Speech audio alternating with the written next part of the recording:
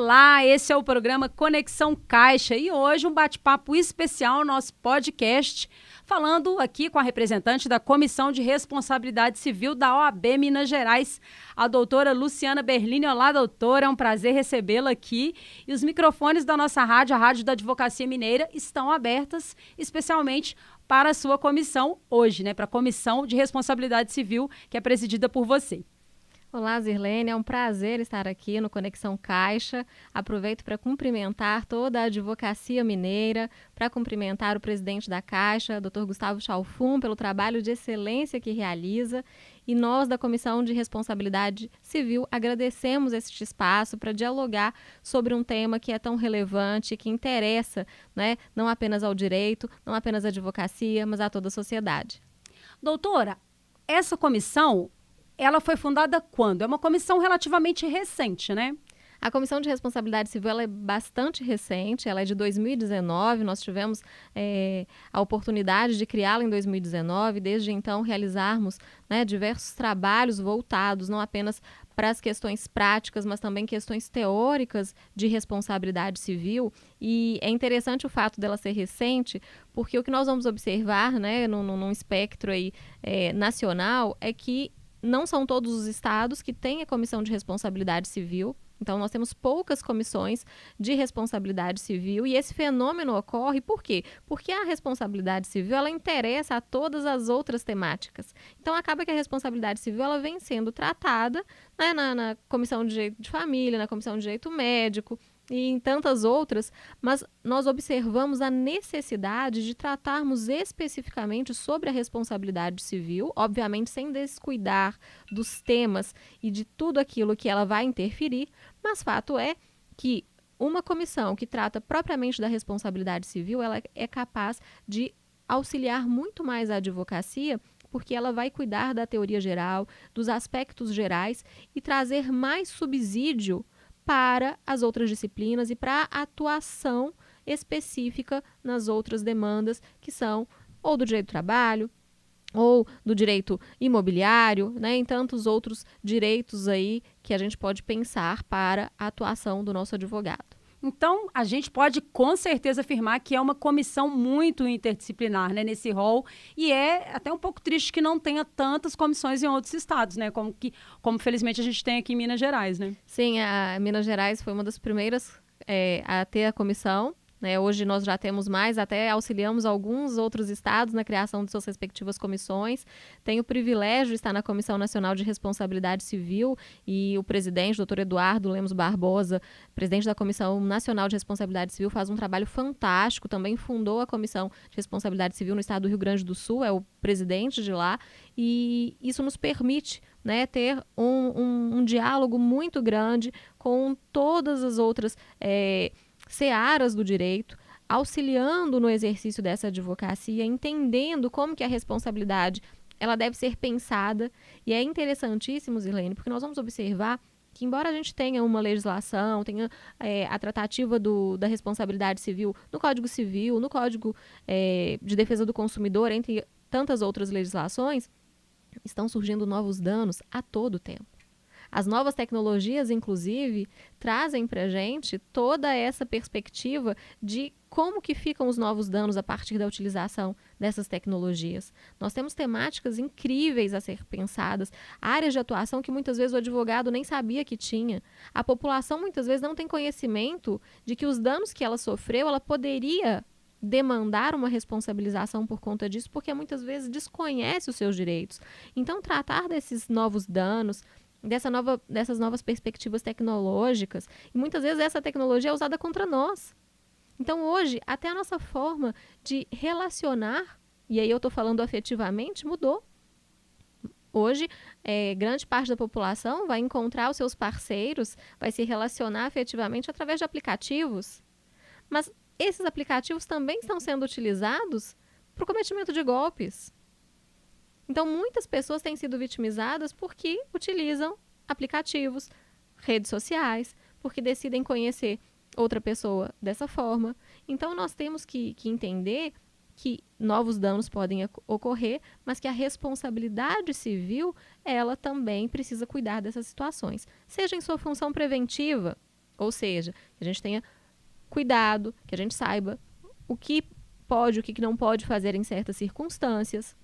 E mais do que isso, a advocacia ela tem que estar atenta e a nossa comissão ela traz um contributo bastante relevante nesse sentido, como que o advogado pode atuar nesses casos. Porque o que nós temos observado, especialmente a partir de decisões do STJ e do Tribunal de Justiça de Minas Gerais, é que, na verdade, muitas vezes a parte tem o direito, o nosso cliente ele tem o direito, só que a produção da prova, muitas vezes ela é dificultada, às vezes a parte não vai ter acesso especificamente a como provar isso, e a depender do entendimento dos nossos julgadores, dos nossos tribunais, isso pode ter um resultado ou outro. Então, eu gostaria de perguntar exatamente a respeito disso, né? Diante desse contexto que você deu, de uma coisa tão específica, mas tão atual, que são, por exemplo, aplicativos de relacionamento, como que o judiciário ele tem se preparado para atuar? Você falou como a comissão já pode ajudar, você já introduziu isso, e como que os nossos tribunais também têm decidido pela sua experiência, pelo acompanhamento que vocês têm feito, de estudos, de pesquisas, de publicações também, né, que eu acredito que vocês já tenham, apesar desse pouco tempo da comissão, né, 2019, já, como você bem explicou, já estão dando até consultoria, digamos assim, para outras Brasil afora. Se você puder resumir para a gente um pouco desse contexto para elucidar para o nosso ouvinte, né, especialista, que são os advogados, e também para a população. Nós estamos agora no nosso 4º congresso, né? Nós já realizamos 4 congressos de responsabilidade civil, trazendo os mais importantes nomes da advocacia, né, do judiciário e dos outros setores jurídicos para dialogar sobre responsabilidade civil em suas mais diversas vertentes. Então, os nossos congressos, eles trazem essa discussão, fomentam, né, a perspectiva de se pensar sobre esses temas. Nós temos uma produção também sobre isso, então os membros da comissão eles têm essa tradição em publicação e, especificamente, nós já publicamos 2 livros, né, tratando de temas atuais, relevantes, novos direitos aí, dentro da responsabilidade civil também. E é interessante, por quê? Porque o que a gente observa é que, em relação a esses novos danos, o advogado é quem faz um papel brilhante nesse sentido, porque ele que vai provocar o judiciário a partir de uma demanda de um cliente em que ele percebe que aquele cliente foi vítima. Uhum. E aí, nesse caso, ele vai se insurgir, né, vai criar a tese ali de que se trata de um dano, que tem aplicação, e aí suas especificidades. A gente está falando de uma responsabilidade subjetiva, ou se é uma responsabilidade objetiva, a depender disso. A gente sabe que, ao longo da história, certas circunstâncias não eram consideradas danos.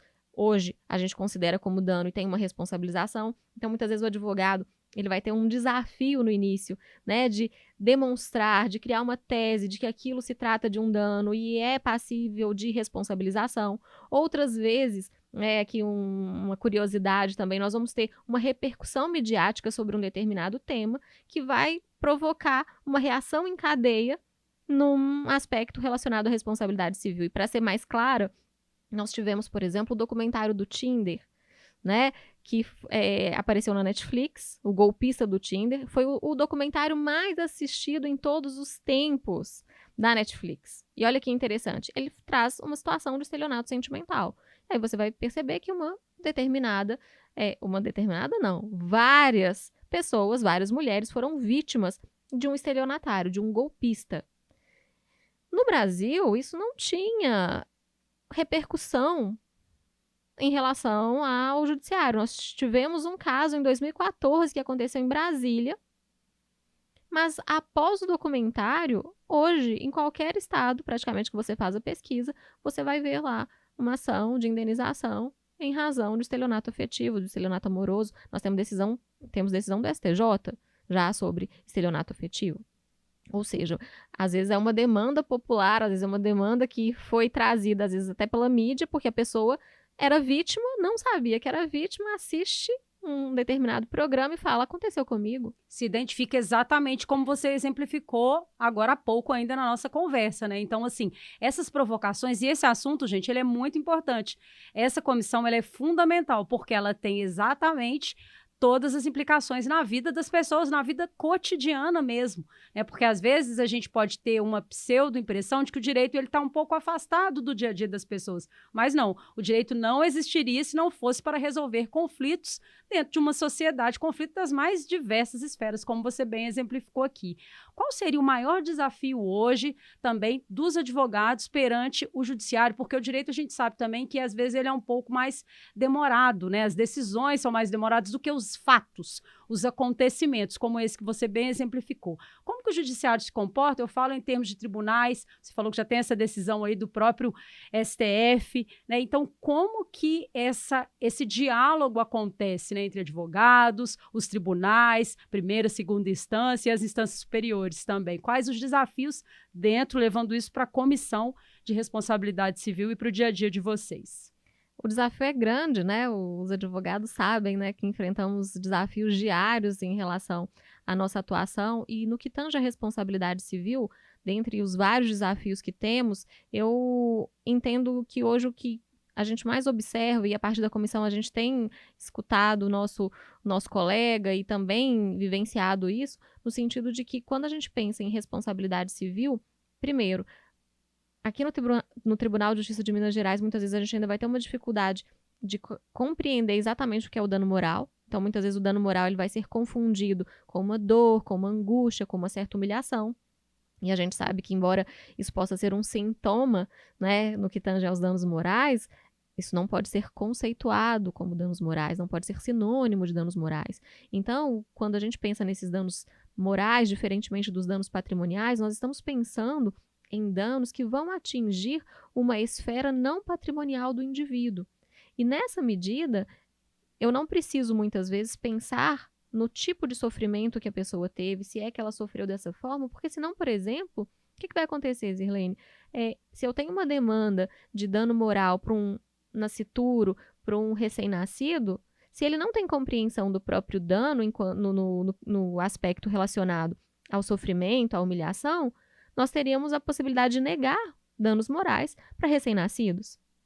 Então, a gente não pode fazer esse tipo de confusão, que embora muitas vezes essa confusão é feita, então nós temos um desafio nesse sentido.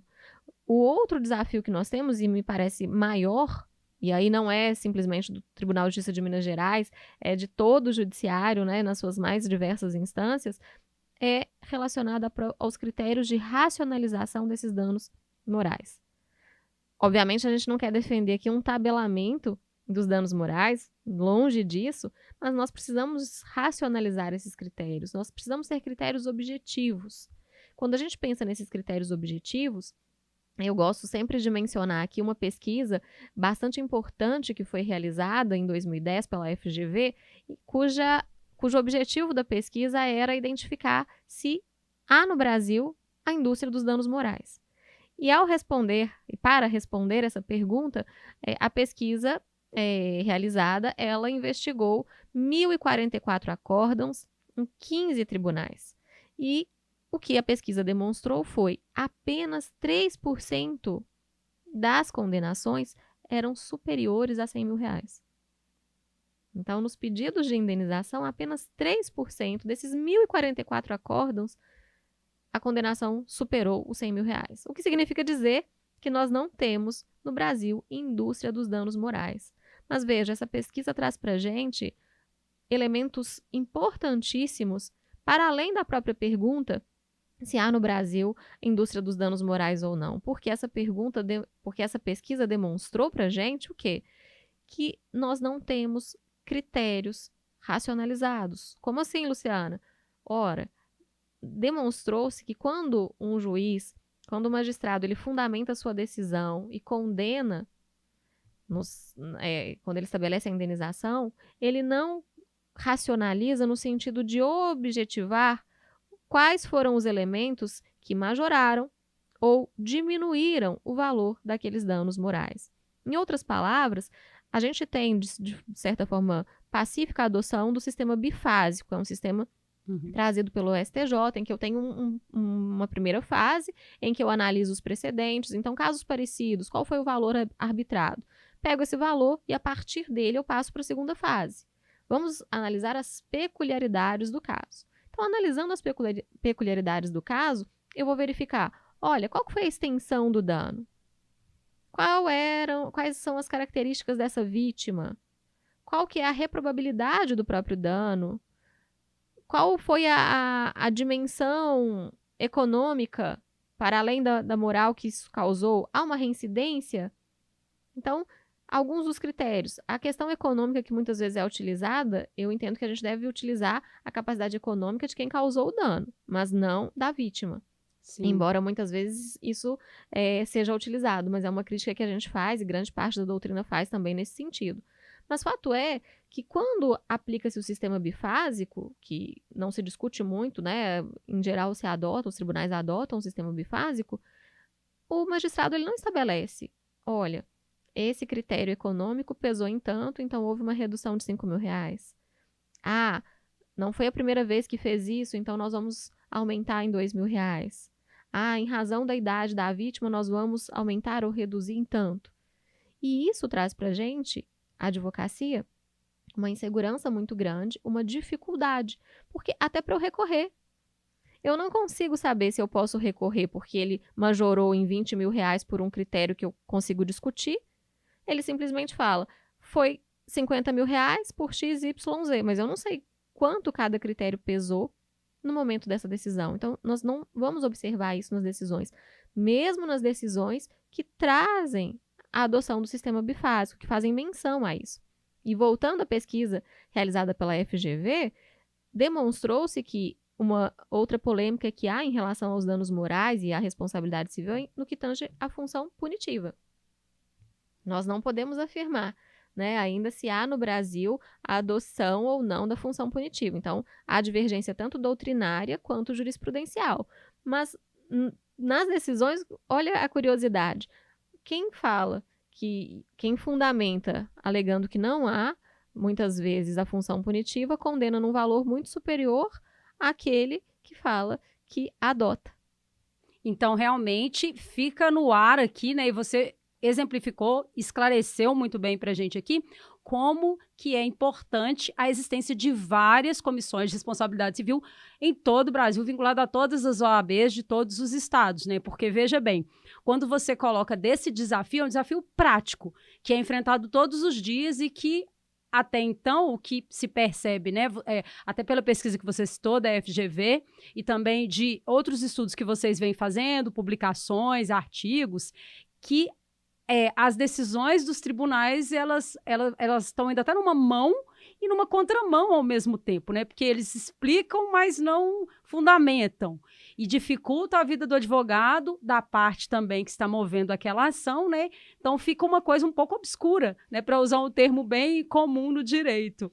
E é interessante porque a coisa se agrava quando a gente faz uma análise de casos semelhantes em relação a valores. E muitas vezes isso traz uma dificuldade para o advogado, primeiro no que tange a própria estipulação do valor da causa. Porque hoje o Código de Processo Civil ele exige que mesmo em relação aos danos morais, o valor pedido ele deve integrar o valor da causa. E nós, advogados, sabemos que estabelecer o valor da causa tem uma série de repercussões para a gente, mas especialmente para a parte. Então, isso precisa ser, né, ter nós temos um certo receio, muitas vezes, de fazer um pedido maior de danos morais, porque muitas vezes isso vai ter uma repercussão negativa ou um risco maior para a própria parte. Que pode cair, de repente, no punitivo, né? Que seria essa discussão que a doutrina ainda tem feito, né? Ah, mas será que essa causa, ela está sendo... Porque o valor da causa, ele tem que ser colocado no pedido, na petição inicial. Exato. Né? Então, se o próprio advogado e a parte não tem respaldo no sentido de outras decisões que o respaldem para colocar um valor semelhante, já que tem essas discordâncias assim dentro dos tribunais, dentro do Brasil como um todo, em várias regiões, não vai ter um padrão ali, né? Que eu acho que isso é um dos problemas graves que você está apontando aqui dentro dessa questão da responsabilidade civil, dentro dos processos que têm sido levados ao litígio. E é uma dificuldade grande, por quê? Porque se eu estabeleço um valor da causa, essa repercussão ela vai estar em relação às custas, ela vai estar em relação à própria sucumbência. Então, a parte ela corre um risco de fazer um pedido que o advogado entendeu que é o devido né? E a repercussão disso, se não for daquela forma, vai trazer repercussão para a parte. Mas nós temos inúmeras repercussões ao estabelecermos o valor da causa. Recentemente, nós tivemos uma alteração na CLT, né, na consolidação das leis trabalhistas, para tentar, de certa forma, trazer critérios mais objetivos para os danos morais. Mas nós tivemos um problema nisso. Porque o que foi feito? O legislador, ele colocou uma delimitação relacionada ao valor do meu salário. Ou seja, o empregado que ganha menos tem direito a receber menos danos morais do que aquele empregado que ganha mais, o que é absurdo, né? E fere aí o direito à igualdade, entre outros preceitos constitucionais. Nessa medida, o STF teve que enfrentar o tema. Ele entendeu não se tratar de uma inconstitucionalidade do dispositivo em si, mas para que não seja inconstitucional, ele traz uma interpretação, né, de que aquilo ali é um parâmetro, não é um teto. Né? Então, a maneira que o STF encontrou para manter a legislação, modular, né, essa decisão. Então, nós temos hoje essa repercussão também no direito do trabalho, no que tange essa dificuldade relacionada aos danos morais. Nós sabemos que esse é um tema que é pauta para a reforma do Código Civil, né, no que tange aos danos morais, no que tange à responsabilidade civil. O professor Nelson Rosenwald está à frente aí das questões relacionadas à responsabilidade civil também, dentro da comissão que trata da responsabilidade civil para fins de reforma do Código Civil, e desempenha um trabalho fantástico também nesse sentido, porque nós temos esses problemas que precisam ser enfrentados. E o problema de definir, tem função punitiva? Não tem? Qual que é o limite? Eu preciso considerar a gravidade do dano, mas em que medida eu considero essa gravidade? Como que eu estabeleço o valor da causa? Como que a parte vai entender isso? E isso traz, muitas vezes, um descrédito para nós advogados.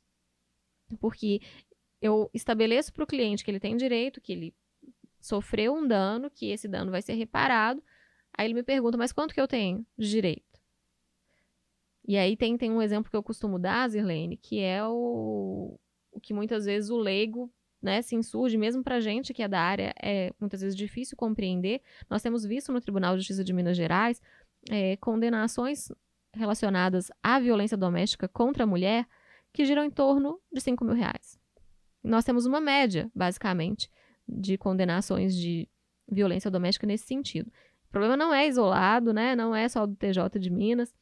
E quando a gente fala sobre isso, a gente fala de forma muito respeitosa, porque a gente sabe também que a magistratura enfrenta seus desafios, o judiciário enfrenta seus desafios também, mas fato é que o próprio STJ também muitas vezes vai ter condenações baixíssimas no que tange a violência doméstica. E aí você vai ver negativou-se o nome de alguém. R$5 mil no mínimo. Há um desequilíbrio, né, muito grande, é perceptível na sua fala e nesse exemplo que você deu, dessas duas situações que, na verdade, não poderiam ter um valor estipulado igual. Sim, claro que cada caso é um caso, cada repercussão é uma, né? A gente não pode pensar, em toda situação tem que ser muito maior ou tem que ser muito menor, a gente não pode tabelar nesse sentido, mas nos traz uma certa sensação uma desesperança, né? De que a vida da mulher, a integridade física da mulher vale menos, né, do que um nome negativado. Que claro que a gente sabe que tem consequências também, doutora, né? Não é isso que a gente está colocando, mas completamente diferente, porque, como você disse, né, cada caso seria ali outra série de critérios para se estabelecer. E como que a comissão hoje pensa que esses desafios, esses que você colocou no final, principalmente a respeito desse exemplo muito claro que você deu, poderiam ser superados? Há alguma orientação que a comissão já tenha desenhado ou esteja estudando para que isso seja minorado? Nós já estamos pensando, né, numa provocação aí nesse sentido, ou seja, nós enquanto advogados de provocarmos o judiciário nesse sentido. E de que forma que a gente pode fazer isso? No momento em de fazer o nosso pedido, de estipular o valor pretendido para fins de danos morais, que a gente já faça essa racionalização desses critérios. Que enquanto advogados nós possamos colocar nas nossas petições, olha, o valor dos danos morais deve ser fixado em R$100 mil, exemplo. R$100 mil por quê? Porque na primeira fase, o que nós observamos que as decisões têm variado no patamar tal. Nesse caso específico, deve aumentar em R$10 mil, tendo em vista a idade da vítima. Deve aumentar em mais R$20 mil por conta desse outro critério aqui, que foi mais grave do que os outros casos que nós temos visto na jurisprudência. Tem que aumentar em mais tanto, tendo em vista essa outra circunstância. Ou seja, no momento em que a gente faz, eu estou chamando aqui de provocação, mas é que a gente aponta esses critérios, em tese, o juiz ele teria que se manifestar nesse sentido, falando se aumentou ou não por conta disso. A gente imagina que isso não vai trazer um milagre, né, ou que vai ser seguido efetivamente, mas enquanto advocacia a gente entende que um movimento conjunto talvez faça surgir aí uma necessidade de se racionalizar isso melhor. Exatamente por isso a gente conversa com a advocacia aqui na capital, mas estamos pensando nesse projeto de interiorização justamente para que a gente faça isso de forma mais articulada, para que a gente ouça demandas específicas dos nossos colegas no interior, para que a gente acompanhe problemas, porque muitas vezes em determinadas comarcas vocês têm outras especificidades, né? Então, nós podemos observar isso não apenas, do ponto de vista do estado de Minas Gerais, mas até em outros estados. Então, temáticas específicas muitas vezes são decididas aqui de um jeito, no outro lugar de outro, e em primeiro grau isso ganha proporções gigantescas. Mas a gente quer amparar o nosso colega, a gente quer contribuir enquanto comissão, justamente para que a gente possa ampliar essa atuação, essa provocação, estudar sobre isso, apresentar para o nosso colega como que a jurisprudência está, porque eu trouxe um exemplo aqui e uma comparação simples, de uma violência doméstica com a inclusão no nome no SPC e Serasa, mas a gente pode pegar dentro de um mesmo panorama. Então, se eu tenho de um mesmo tema, adoção, devolução de criança adotada, no STJ eu tenho uma indenização de R$5 mil para uma criança que foi devolvida após a finalização da adoção, ou seja, a adoção já tinha se consumado. Ela teve direito a uma indenização de R$5 mil. Em outro caso, houve uma indenização de R$50 mil para uma criança que foi devolvida antes da finalização, ou seja, ainda não estava adotada. E, em tese, a lei, o Estatuto da Criança e do Adolescente, me autoriza a desistir. Não seria ilegal, antes digamos do assim. processo finalizado, né? Sim, a gente não discute aqui o dano imenso para uma criança que passou pelo que está em estágio de convivência, que está inserida no seio familiar, e às vezes até depois de muito tempo, porque esse é um outro problema. Às vezes o judiciário demora tanto para julgar aquela ação de adoção, e aí no finalzinho lá, quando sabe, depois de anos, você tem essa devolução e você tem um dano. Mas nesse caso, R$5 mil para R$50 mil. Tem que ser diferente o valor? Tem, não tem que ser igual. Mas por que foi diferente? Uma disparidade mesmo nas decisões, né? Sim, por que variou tanto? No direito médico, a mesma coisa. Foi feita uma pesquisa e até foi objeto de publicação nossa também. Quando se analisa no direito médico, cegueira. Então, houve um erro médico e culminou com uma cegueira do paciente.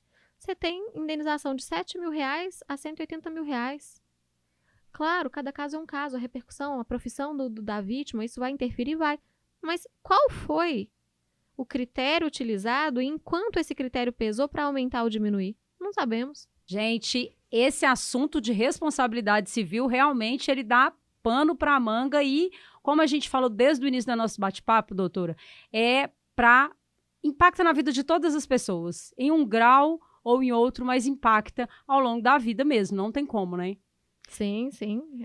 Eu gostaria de pedir para você fazer suas considerações finais. Infelizmente, a gente está chegando ao finalzinho do Conexão Caixa. Eu sei, você já falou aqui no nosso bate-papo de publicações, de conteúdos. Eu gostaria também de pedir para você deixar as redes sociais da comissão e como que é possível que os advogados e as pessoas também interessadas nessa temática acessem esses materiais que vocês vêm publicando, disponibilizando. Tem livros também, né? Como que tem acesso a esse material para comprar, para adquirir? Como é que faz, doutora? E deixar os microfones da rádio abertos também para suas considerações finais aqui no nosso bate-papo de hoje. Nós estamos abertos aí a toda a advocacia, então se você quiser fazer parte, se você quiser conhecer o nosso trabalho, te convido a conhecer o nosso perfil no Instagram, Responsabilidade Civil OAB. Eu, Luciana Berlini, estou presidente da comissão, também estou totalmente disponível para esclarecer qualquer dúvida, para dialogar sobre responsabilidade civil, né? As nossas publicações, os nossos congressos, estamos sempre divulgando nos nossos perfis, então seja bem-vindo, né, a Comissão de Responsabilidade Civil, se for esse o seu interesse, e também a população que a gente sabe que escuta também a Conexão Caixa, que se tiver qualquer dúvida, nós estamos à disposição para auxiliar também. Eu agradeço imensamente a oportunidade. Falar de responsabilidade civil para mim é uma grande alegria sempre, e agradeço a você, Zirlene, à Caixa e ao AB Minas por todas as oportunidades e pelo trabalho que realiza e nos auxilia enquanto advocacia nesse processo aí de tentar minimizar os danos, de aplicar a função preventiva também, né, dentro da responsabilidade civil, porque a gente sabe que a ideia é evitar que os danos aconteçam, mas em acontecendo que a gente tenha mecanismos para proteger a vítima. Muito obrigada. Foi um prazer recebê-la aqui. Os microfones estarão sempre abertos para as comissões da OAB, assim como a Comissão de Responsabilidade Civil e outras comissões que têm gravado conosco aqui, têm feito esse podcast. Nos acompanhe também nas redes sociais da CAAMG. Um grande abraço e até breve.